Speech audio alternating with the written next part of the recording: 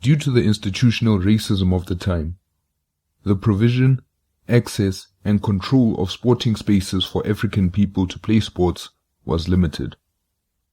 But despite the barriers, associations such as the DDNFA, the Durban and District Native Football Association, continued to run full seasons from April till October, and with no enclosed fields, there was absolutely no way to charge a price of admission.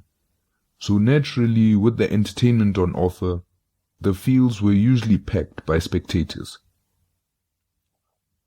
Now, with how the leagues were run in the past, it would be a completely alien idea to most of us born past 1930, but essentially, a typical season featured 2 rounds of the round-robin league format based on the total accumulation of points, with the winners of the first and second rounds of competition playing each other in a season finale match to determine the league champions. Similar to what the NBA does, with the Eastern Conference, Western Conference, and then the NBA Finals. Because of the rising popularity of the sport, the various provincial football associations and municipalities made a move that could be considered one of the first instances of the foundation to turn the hobby sport into a profitable venture.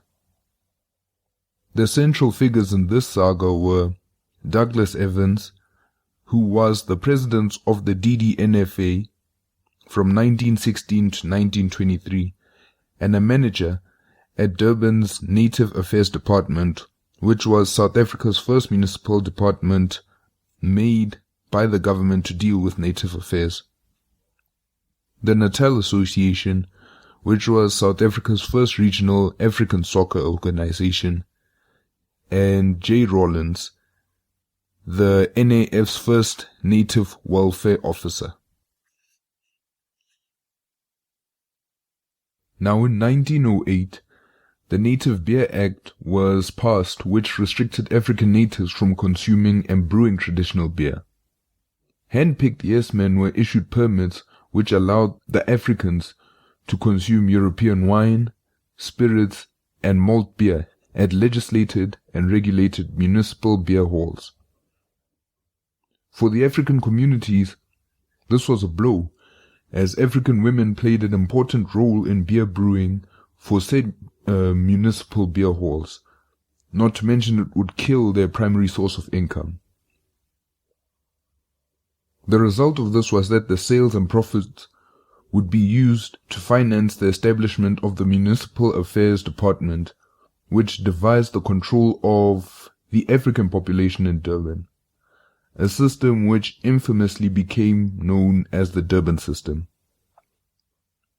Douglas Evans, who at the time was at the NAF, was president of the DDNFA and oversaw the initial growth and development of football in Durban.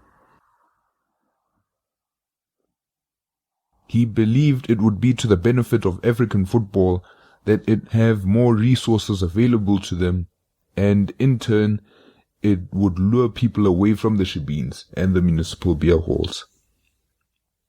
The formation of the Natal Association in 1920, which was the brainchild of Evans, led to the initiation of regular intertown competitions that popularized football in the province, which spawned rivalries that surfaced and encouraged urban identities and territorial loyalties that we still see to this day.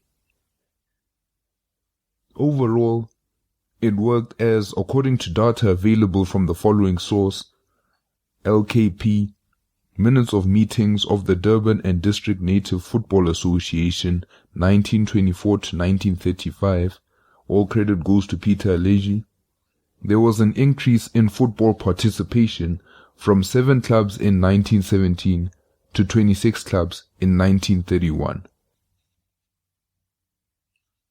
Despite Evans and the NAF's efforts, the Durban Town Council remained unwilling to provide recreational facilities for Africans to participate in football, courtesy of the 1922 Stallout Commission's report, which essentially stated that Africans should only be allowed into, quote, white towns on a temporary basis to work. Now, Africans did have leisure spaces which provided freedom from things such as police harassment, pass laws, curfews, and the liquor restrictions themselves. But they also served as breeding grounds for the growing African resentment of white stewardship, the result of the encroachment and control of African lives.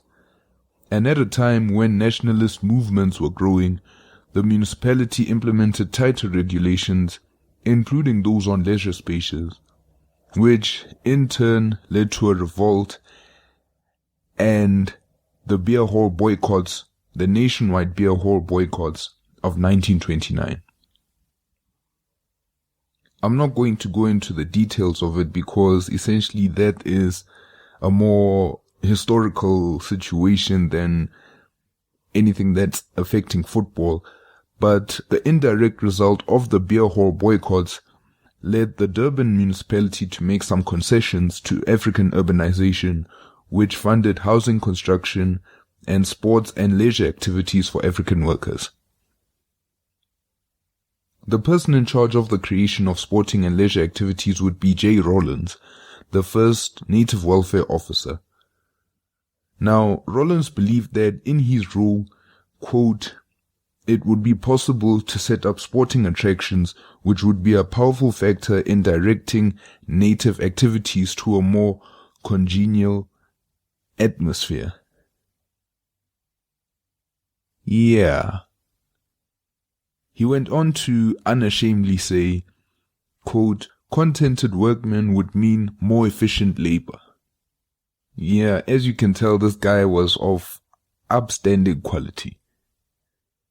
In 1931, the Durban Town Council established the Ubuntu Recreational Grounds Association, which essentially managed African sports facilities in Durban. One of the main duties was to collect the 15% of gate receipts which went into the native revenue account, the main source of funding in African sports.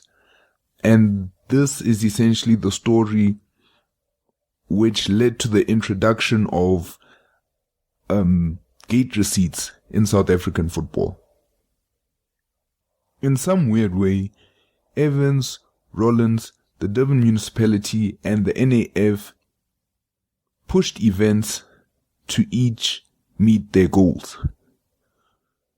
For Rollins, Evans, and the Durban municipality, their small concession led them to believe. For Rollins, Evans, and the Durban municipality, their small concession led to some sort of pacification from urban Africans, which in turn led them to believe that they could bring about social reform using sports.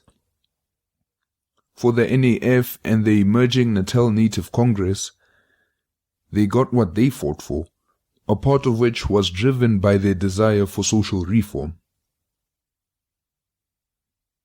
In the end, social reform was the driver in this situation, but it wouldn't be the last time that social reform would bring together both white imperialistic goals and African nationalism together.